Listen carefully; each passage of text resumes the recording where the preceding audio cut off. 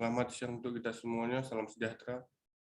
Perkenalkan, nama saya Howard Bernan Simanjuntak dengan NIM C1C021192. Pada kesempatan ini saya akan bawakan materi yang berjudul Timbulnya Hutang Pajak, Penagihan Pajak, dan Hapusnya Hutang Pajak. Yang pertama, timbulnya hutang pajak. Sampai saat ini ada dua teori yang mengatur timbulnya hutang pajak, antara lain yang pertama ajaran formil. Hutang pajak timbul karena dikeluarkannya surat ketetapan pajak oleh fiskus atau pegawai pajak yang membantu wajib pajak atau subjek pajak dalam memenuhi kewajiban perpajakannya.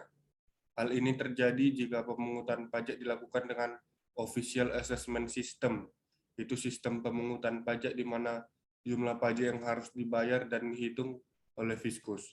Kemudian fiskus akan mengirimkan surat pemberitahuan terkait jumlah yang harus dibayarkan kepada wajib pajak.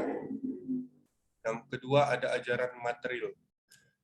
Sebab-sebab yang membuat seseorang memiliki hutang pajak antara lain perbuatan, yaitu mendirikan bangunan, melakukan kegiatan impor atau ekspor, serta berpergian ke luar negeri. Keadaan, yaitu memiliki tanah atau bumi dan bangunan, memperoleh penghasilan, serta memiliki kendaraan bermotor. Peristiwa atau kejadian, yaitu mendapat hadiah undian. Penagihan pajak. Penagihan pajak adalah proses tindakan yang dilaksanakan terhadap penanggung pajak agar membayar utang pajak serta biaya penagihan pajak. Pengertian penagihan pajak menurut Sumitro yaitu tindakan yang dilakukan Direktorat Jenderal Pajak sebab wajib pajak tidak mengikuti ketentuan undang-undang pajak, terutama tentang pembayaran pajak terutang. Sementara itu menurut Rusdi, penagihan pajak adalah rangkaian tindakan yang dilakukan agar wajib pajak membayar utang pajak serta biaya penagihan pajak dengan peneguran ataupun peringatan, melaksanakan penagihan seketika dan sekaligus memberitahukan surat paksa, mengusulkan pencegahan, menyita, menyandra, serta menjual barang yang disita.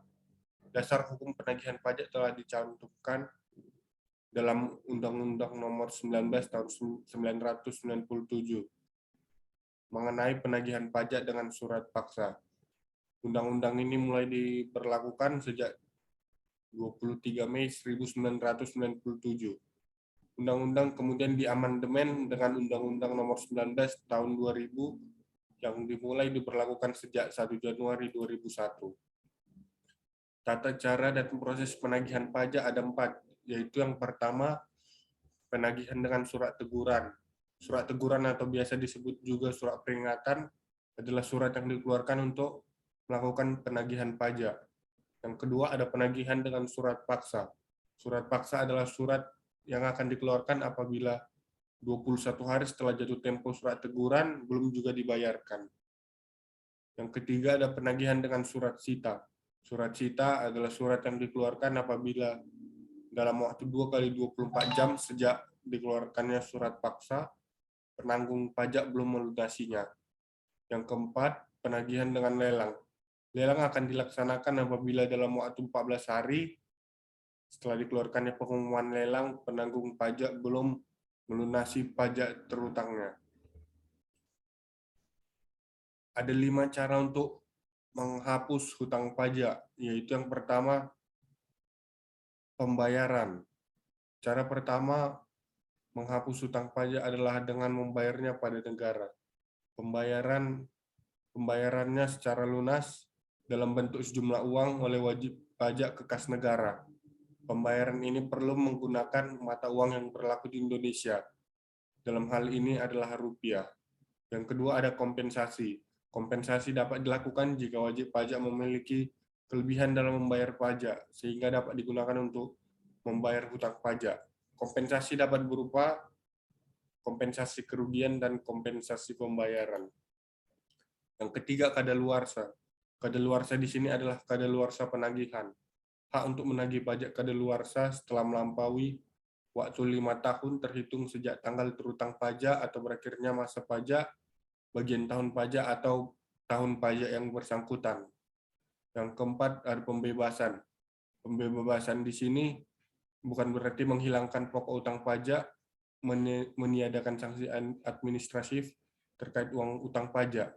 Tetapi utang pajak dapat berakhir dengan pembebasan karena ini merupakan sarana hukum pajak untuk melepaskan tanggung jawab wajib pajak berupa membayar pajak. Yang kelima ada penghapusan. Penghapusan utang pajak mirip dengan cara pembebasan. Perbedaannya, cara penghapusan diberikan karena keadaan keuangan wajib pajak. Penghapusan juga merupakan cara untuk mengakhiri hutang pajak. Namun hanya dengan alasan tertentu seperti wajib pajak terkena musibah atau karena dasar penetapannya tidak benar. Sekian materi yang dapat saya sampaikan. Terima kasih.